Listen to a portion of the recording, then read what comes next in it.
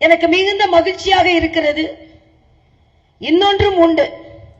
மரியாதைக்குரிய பெரியவர் ஐயா ராமதாஸ் அவர்கள் சமூக நீதிக்காக, ஏனென்றால் நான் என்னிடம் பல நேரம் பேட்டிகளில் கேட்பார்கள், உங்களுக்கு பிடித்த தலைவர்கள் யாரெல்லாம் என்று, நீங்கள் எப்படிப்பட்ட தலைவராக இருக்க ஆசைப்படுகிறீர்கள் என்று.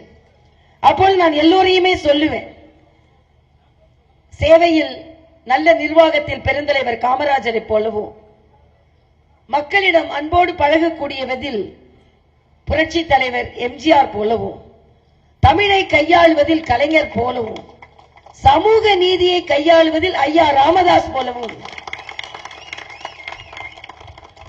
இருக்க வேண்டும் என்று பேட்டிகளை பார்த்தீங்கன்னா பல பேட்டிகளில் நான் சொல்லி இருக்கிறேன். ஆக அப்படிப்பட்ட ஒரு சூழ்நிலையில் இன்னும் சொல்ல போனா மரியாதைக்குரிய பாரத பிரதமர், நான் பலமுறை அவரை சந்திக்கும் பொழுதெல்லாம் தமிழகத்தில் உள்ள பல தலைவர்களை பற்றி விசாரிப்பார்கள். அதில் எப்பொழுதுமே பெரியவர் ராமதாஸ் அவர்களை பற்றி விசாரிக்க தவறுவதே இல்லை. ஆக அப்படிப்பட்ட ஒரு சூழ்நிலையில் இன்று உங்கள் சகோதரியாக, என்ன சொல்ல போனா அவரோட ரொம்ப திக் ஷெட்யூல்ல இந்த நேரம் நான் கட்சி தலைவர்கள்ட்ட சொல்லியிருந்தேன், நம்ம கொஞ்சம் மாலை நேரமா வாங்கி இருந்திருக்கணும், என தம்பியோட பிரச்சாரம் இங்க மிக முக்கியம் வாய்ந்தது அப்படின்னு சொல்லி. ஆனா சில நேரங்கள்ல சவால்களை நாம் சந்திக்க வேண்டி இருக்கிறது. சுட்டரிக்கும் சூரியன் கூட என்னை ஒன்றும் செய்ய முடியாது என்பதை காண்பிப்பதற்காகவாவது நாம் இங்கே இந்த நிகழ்ச்சியில் இந்த நேரத்தில் நடத்தி கொண்டிருக்கிறோம். எது வந்தாலும் எங்களுக்கு ஒண்ணும் இல்லை, ஏனென்றால் நாங்கள் வெற்றி பெறப் போகிறோம். ஆக அப்படிப்பட்ட ஒரு சூழ்நிலையில் சவால்களை சந்தித்து தான் நாங்கள் வெற்றி பெற வேண்டும். அந்த சூழ்நிலையில் இன்றைய காலகட்டத்தில் மரியாதைக்குரிய தம்பி அன்புமணி ராமதாஸ் அவர்கள் ஒரு முடிவெடுத்து மரியாதைக்குரிய பாரத பிரதமரின் கைகளை வலுப்படுத்துவது என்பது சரித்திர முக்கியத்துவம் வாய்ந்தது.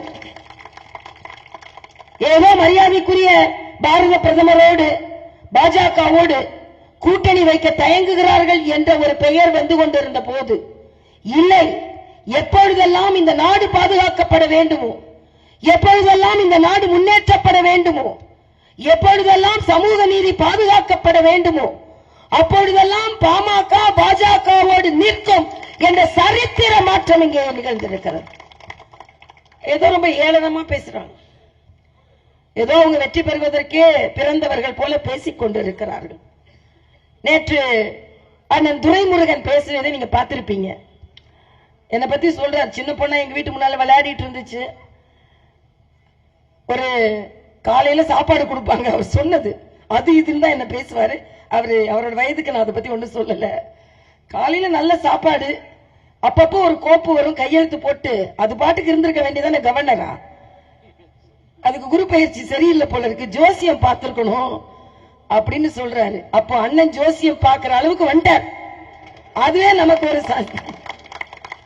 குரு பயிற்சியை பத்தி பேசுற அளவுக்கு வந்துட்டார்.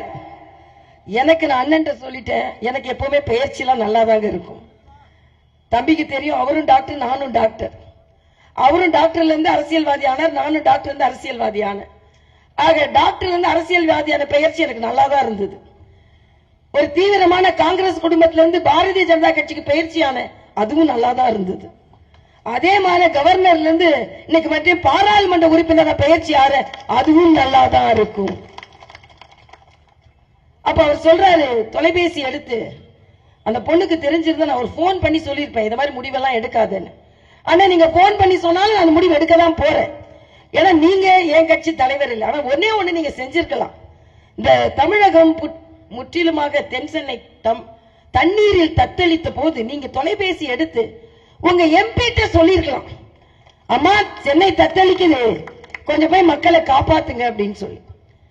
நாம சேவை செஞ்சுட்டு தான் மக்கள்கிட்ட ஓட்டு கேட்போம். அவங்க ஓட்டு கேட்டுட்டு ஓடி போறவர்கள். அதைத்தான் நான் இங்கே சொல்லிக் கொள்கிறேன்.